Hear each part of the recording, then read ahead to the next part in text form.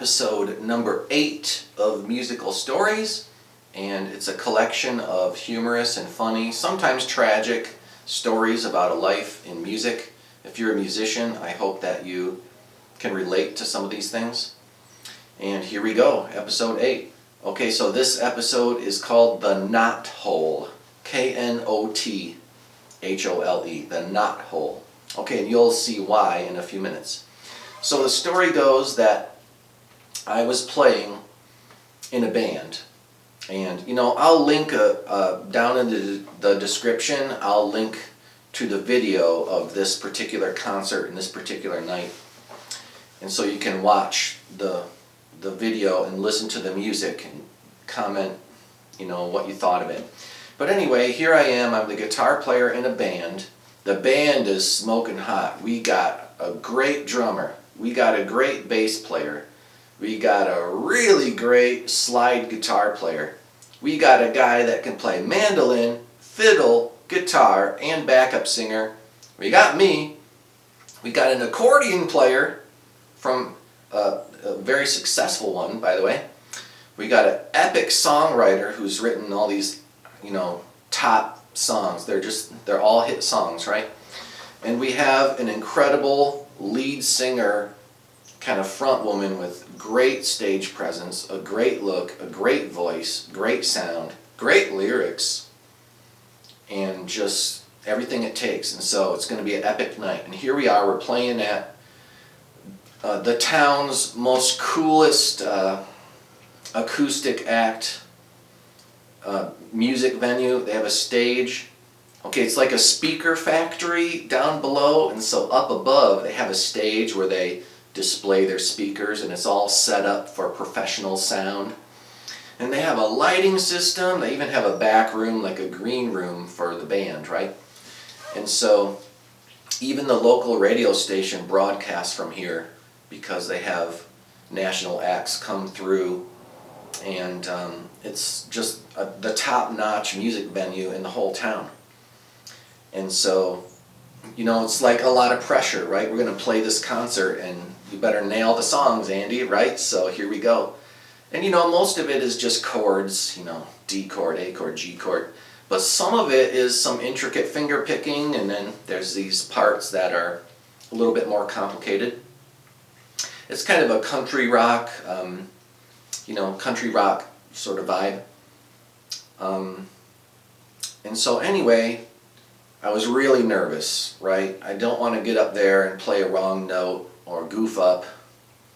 Or the last thing I want to do is to go out on stage, grab my guitar, and then just have my hand start to shake, right? Have you ever had that happen to you? So your hand shakes and you go to hit the strings and then you miss, or you go to strike the strings and you don't even connect, it's a whiff. And so, I've had that happen before. It's really embarrassing. And the audience feels bad, oh no, you can't do it.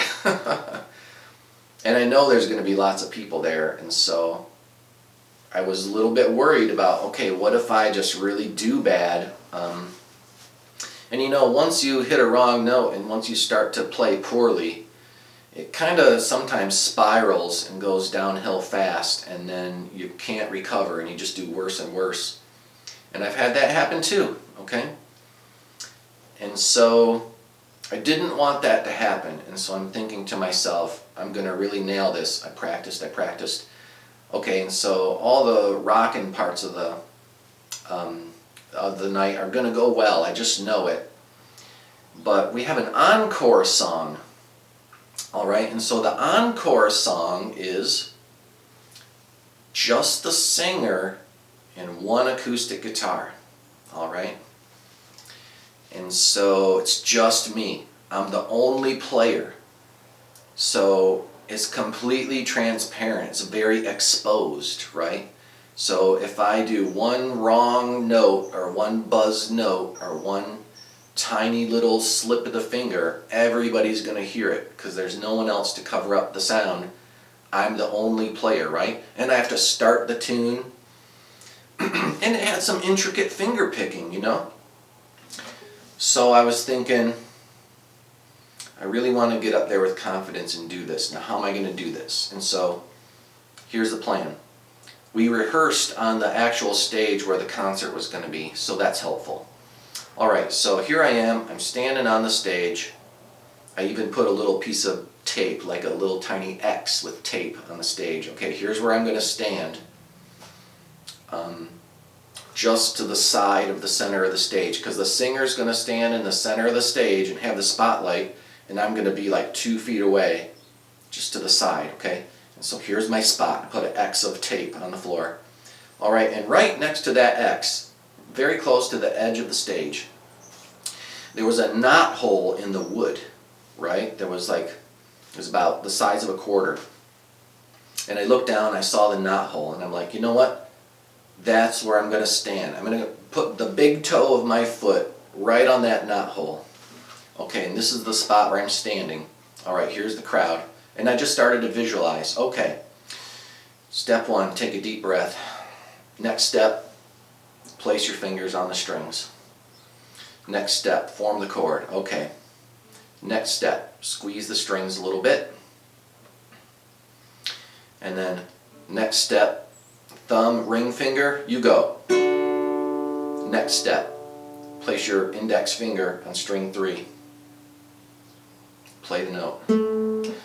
Okay, and so I had this plan, this kind of, it's almost like a ritual. It's almost like this list of steps that I have to do to play this song. Okay, and then I just would walk backstage into the green room. I walk back onto the stage. Okay, I'm talking about, this is a rehearsal, right? We're rehearsing on the stage. Everybody rehearsed, everybody went home, I'm there alone. Okay, so I walk out onto the stage alone in this empty room, and I put my big toe on that knot hole on the edge of the stage, took a deep breath, placed my fingers on the strings, formed the chord, then squeeze the strings, and then play thumb and ring finger. Place your index finger on the 3rd string. And then I would walk backstage. And then I would walk back onto the stage and I would find the X. Put my toe on the knot hole. See where I'm going with this? Put my fingers on the strings.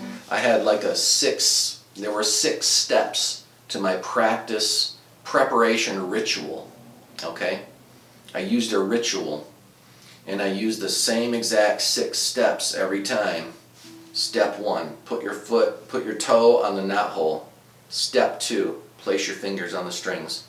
Step 3, form the chord. Step 4, pluck thumb and ring finger. Step 5, place your index finger on the 3rd string. Step 6, play that note. Okay, and so I must have done it 1,000 times. And then I went home to practice, and I went to rehearse the songs, and I practiced the songs and played them. But then I took some tape, and I put some tape on my living room floor. I made a little X, and I have a wood floor at home too. So I found a little knot hole, a little knot in the wood, like a little circle, you know, that was a different color.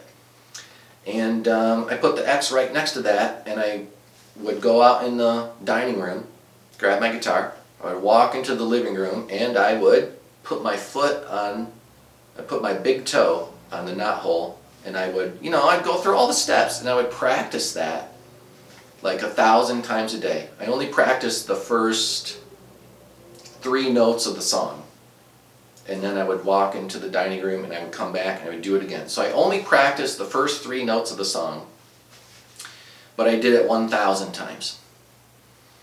Okay, so skip to the end. So the big show comes. It's Saturday night.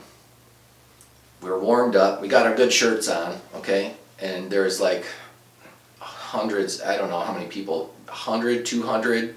The place was packed. You couldn't have fit any more people in there. And there wasn't even enough chairs for everyone. Not that everyone was really sitting. Everyone was standing.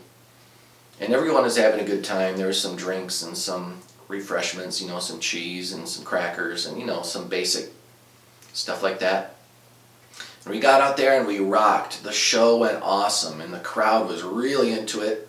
The singer nailed it, okay? Every note she sang was perfectly just right.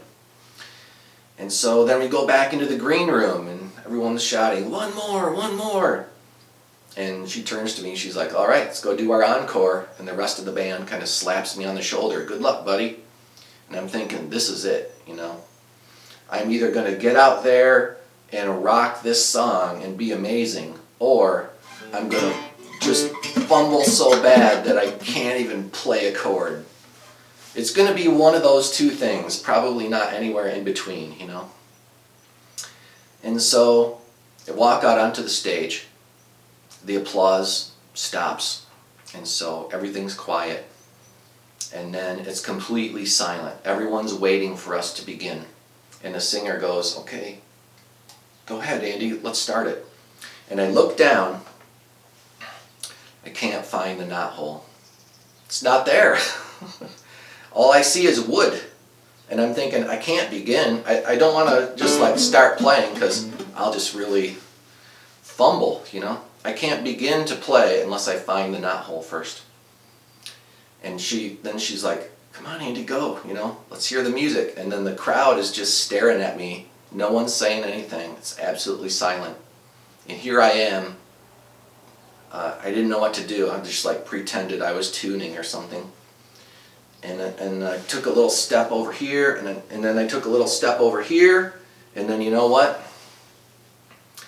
I saw the knot hole. It was like a little bit off to the side, right? So I just had to take one step to the right. You know what? There's the knot hole on the floor that I'm familiar with. You know, I've probably done this 5,000 times this week, and this isn't any different than any of the other times. Step 1, put your foot on the knot hole. Step 2, place your fingers on the strings. Step 3, form the chord. Step 4, did I say take a deep breath? That was one of the steps, take a deep breath. Okay, step 5, thumb and ring finger play. Step 6, put your index finger on the 3rd string. Now play. You know what? I played every stinking note of that entire song just right. Didn't miss a single note. It went perfectly. And the end. Okay, so what can we gain from this story? If you're one of those people that's like, I'm nervous, you know, I got up there and I sounded bad, or I practiced all week long and sounded great sitting on the couch at home, then when I got on the stage, I really fell apart, and I don't know why. Okay, I would suggest starting with some kind of music ritual, some kind of practice. It can't just be one step, okay? You don't want to say, my ritual is take a deep breath. There, my ritual's over. Okay, you can't just have one step. That's not enough. You might want 5 or 6 steps, or 10 steps, all right? The more steps, the better. All right, and so then you have to do those steps every time that you practice. You have to stand up when you're practicing. You should do it in front of a mirror and watch yourself. You should try to do it in front of people. Play it in front of your dog or your cat. Hey, if you don't have any friends or a dog or cat, get some stuffed animals, you know. Perform for them. Go through your steps. Do it for real, just like you're really on the stage. Make yourself a stage in your living room with some tape on the floor. Practice walking onto the stage. Do your steps. Start the song. You don't even have to practice the whole song. Practice starting the song. Practice the first few notes. So get good at confidently starting and getting off to a good start. Then, hey, once you get off to a good start and everything's rolling along and you feel confident, the rest of the piece will just fall into place. Okay, so my advice to you is get a practice ritual. Practice how to walk onto the stage and begin. And practice that over and over and visualize yourself doing it. And I think when the day of the concert comes, you won't feel like you have to scramble. You won't feel like, I hope I can do it. You won't be thinking, maybe this will go well. You don't want any of those things. You want to walk out on stage, and you know what? You want to perform that in the exact same way you already did it 5,000 times. It's not new. It's just another time that you're doing it again. So don't change anything. Don't do something new.